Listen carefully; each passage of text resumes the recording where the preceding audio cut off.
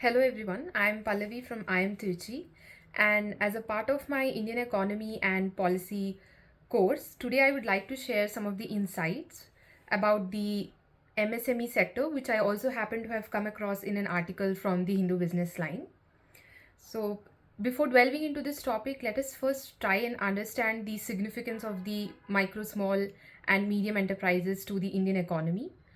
They constitute 28% of India's GDP growth rate and contribute nearly 45% to Indian manufacturing sector, and they employ 111 million people out of the total workforce of a country. Further, another important fact about this is that 70% of the contribution by the MSME sector comes from women owned MSME firms. So this really highlights how strategic this sector is towards the Indian economy. So, understanding this context and background, the government has also taken various initiatives to further the growth of this sector. Number one that I would like to talk about is the Prime Minister Employment Generation Program, which guarantees loans worth up to 25 lakhs to entrepreneurs who want to set up the MSME industries. And there is also the Credit Guarantee Trust Fund for the micro and small enterprises, because one of the major challenges that these MSME sectors face is that of lack of any collateral to be pledged before availing any loan. So the government here offers collateral on behalf of the MSME sectors to avail credit from the banking or other financial sectors. And another initiative is the MSME Samadhan, which caters to the providing a portal or a platform to address the delays in payments that this industries from this sector usually face. And we also have the MSME Sambandh portal, which connects the MSME sectors to the public sector units to enable easier procurement of materials. Despite these initiatives being taken up actively and pursued further, there are a couple of challenges that still remain, which is hindering the growth of the MSME sector, we can say. Number one is the issue of dwarfism.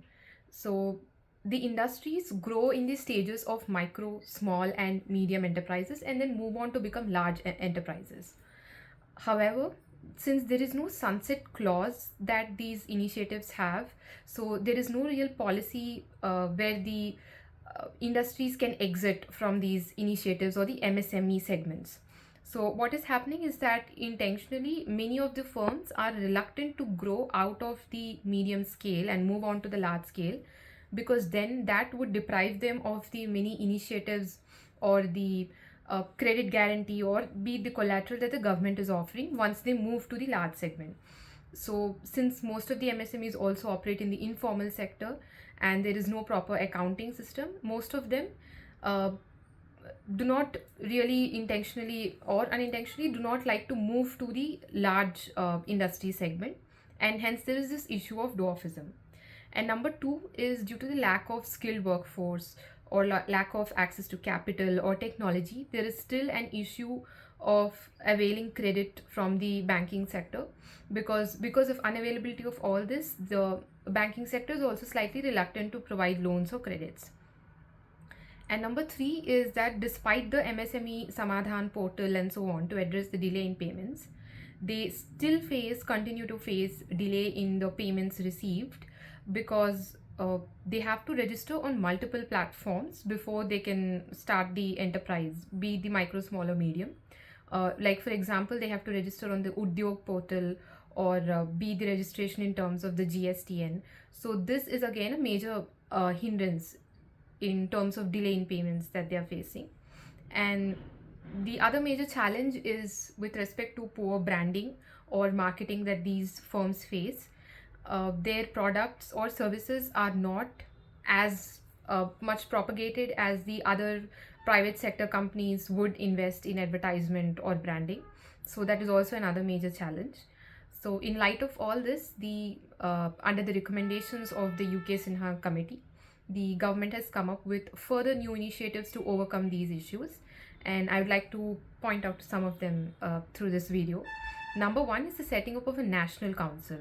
So what it does, it is tries to integrate or coordinate the different ministries which work together or in enabling the MSME sector to grow. In this way, there is better coordination and ensures that the initiatives percolate or trickle down to all the possible levels. So they have also set up the monitoring committee under this, which looks after the delay in payments issue that the MSME sectors are facing, and it addresses any sort of delay in payments within a very short period of time. And earlier, the GEM portal had no minimum percentage fixation or any clause with respect to the percentage of procurement that the public sector units should invest in from the MSME sector. So usually the private players or the big players um, competed, and they were able to offer their products at a lower price than the MSME sector, which weren't at a competent stage in their nascent stages to offer them their products at a low stage. So now, under the committee's recommendations, they have come up with a rule of the public sector units requiring to procure at least 25% of the raw materials or any other products that they might need from the GEM portal from the MSME sector alone. And number three is that they have also improvised on the ease of doing business by reducing the compliances, like we saw the challenges with respect to multiple registrations and so on, and trying to integrate them. So we are hoping that with the investment in these initiatives and greater access to credit, the MSME sector is able to upbring and employ more number of workforce and contribute